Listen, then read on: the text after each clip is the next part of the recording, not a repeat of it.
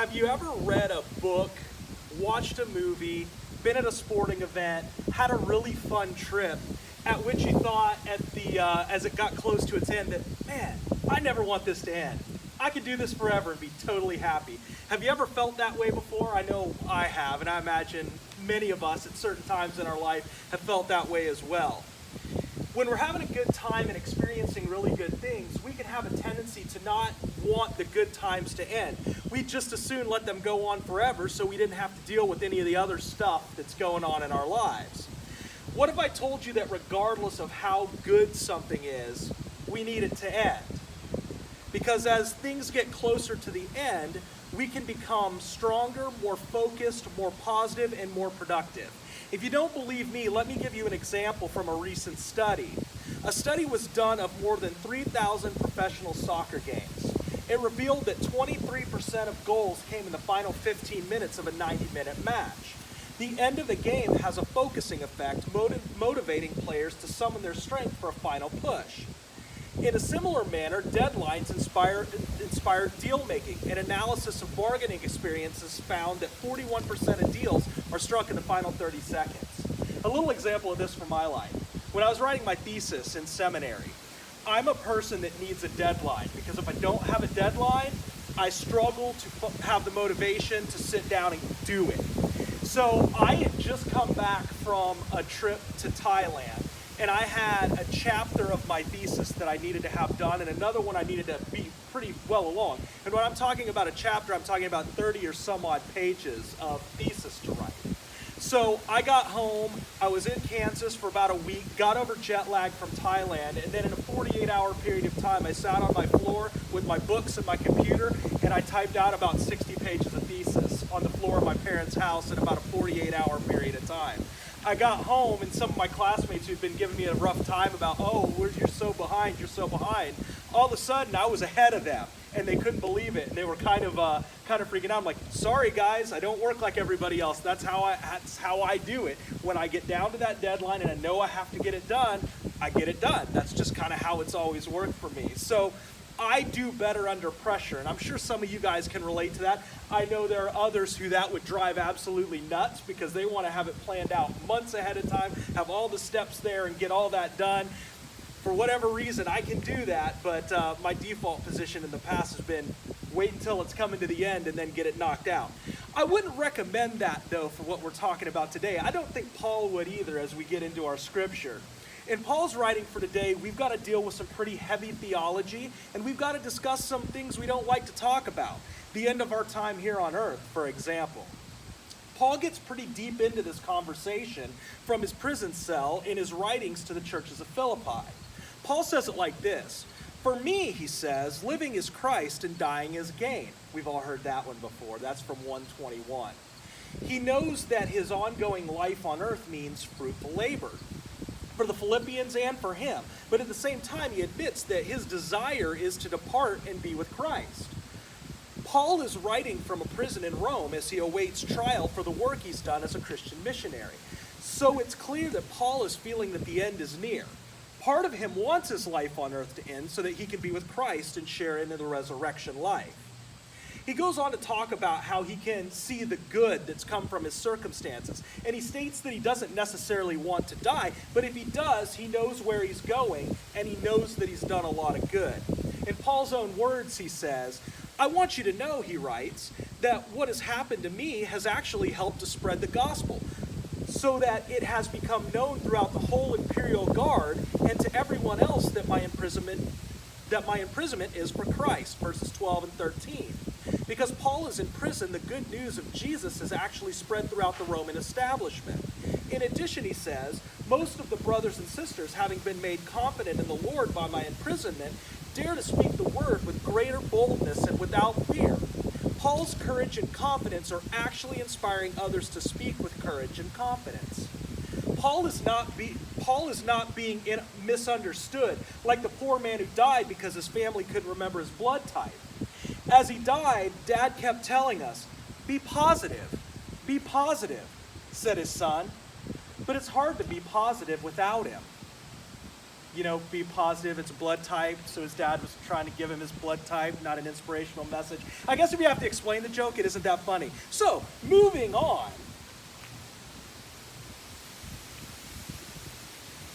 Paul wants, and the reason I shared that joke is because Paul wants to make sure there's no miscommunication in what he's telling the Philippians. He wants to make sure there's no communication with anyone he's speaking this message to. He wants to be clear that it's okay to think about the end of things. It's okay to reflect on what might happen next, be that he gets out of prison and goes on ministering, or something else happens. It's okay to reflect on those things and try to figure out what to do with them. But he wants to be clear that regardless, God and Jesus can be involved with both outcomes.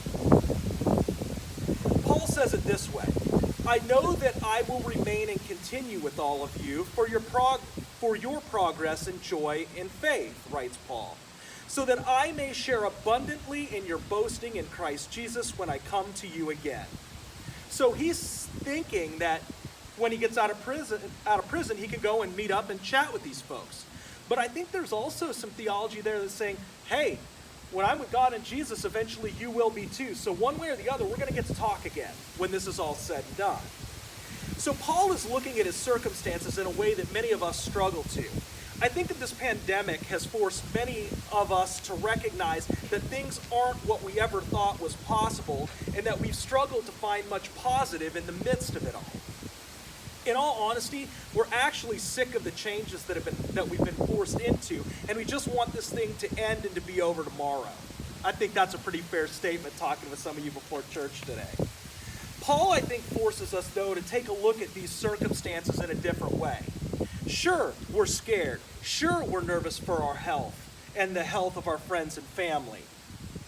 But Paul reminds us that the worst case for us is being with Jesus, and the best case may be that we make it through fine and we've changed things for the better in the process. Although I think if Paul was here, he'd argue with me that the first scenario, being with God and Jesus, is the best case. As a human being, I have a little bit of a difficult time going there, and I think you guys do too. But either way, God and Jesus are going to be involved in it, is what Paul's trying to get across here. Paul's own afflictions, writes Professor Morna Hooker, are not described in a negative way. Instead, they're seen as an opportunity for the gospel. People talk about his case, therefore they learn about the Christian faith, and other Christians are encouraged to make a similar stand. Faced with an ending, Paul becomes stronger, more focused, more productive, and more positive. The positive thing, I think, is the things we struggle with sometimes when the circumstances aren't what we want. When Paul looks death in the face, Paul sees new life. Let me phrase it another way in a quote I read about one of the worst places that ever existed, Auschwitz. Rabbi Hugo Grin used to tell of his experiences in Auschwitz as a boy. Food supplies were meager, and the inmates took care to preserve every scrap that came their way. When the festival of Hanukkah arrived, Hugo's father took a lump of margarine and, to the horror of young Hugo, used it as fuel for a light to be lit for the festival. When he was asked why, his father replied, "We know that it is possible to live for 3 weeks without food, but without hope, it's impossible to live properly for 3 minutes." Wow. What a perspective coming from one of the worst places that existed on earth. This is where Paul is trying to get us to go in our minds and our actions today. Even in the direst of circumstances, we know that there's hope in Jesus Christ. We know that we have the ability to spread that hope and love regardless of the circumstance. In Paul's case, this is why he isn't too worried about what comes next for him, because he can see the love and hope of Jesus Christ sprouting up around him through his work before and during his imprisonment, and he hopes afterwards if that's the way it works out. Let me share with you a modern example of this idea and flip it into the context of the life and death of churches, which, as you look around, is happening more and more. In our district, we've seen churches who haven't survived here in fairly recent times. This story happened in a church not too far from where I lived in Virginia, and the church was facing the enormous cost of living associated with Northern Virginia. Here's how the church faced their mortality. Arlington Presbyterian Church, west of the Pentagon in Virginia, worshipped in a stone sanctuary for more than 80 years. The congregation had watched its numbers dwindle, and its aging building had become a burden. But instead of selling its $10 million property and building a new sanctuary elsewhere, it took a bold stand for the benefit of the community. The cost of housing is extremely high in Arlington, and many teachers, cashiers, and first responders can no longer afford to live where they work.